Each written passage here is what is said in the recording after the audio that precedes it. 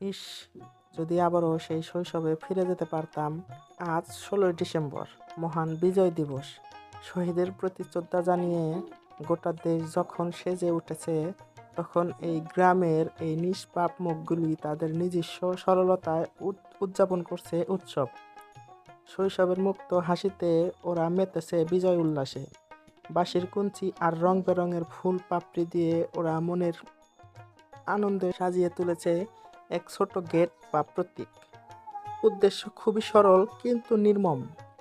মানুষের কাছ থেকে দশ টাকা বা 5 টাকা করে চাঁদা তুলে সন্ধ্যাবেলায় সবাই মিলে খিচুড়ি রান্না করবে, আর তারপর করবে বাঁধনহারা আনন্দ। আর তারপর করবে বাঁধনহারা আনন্দ।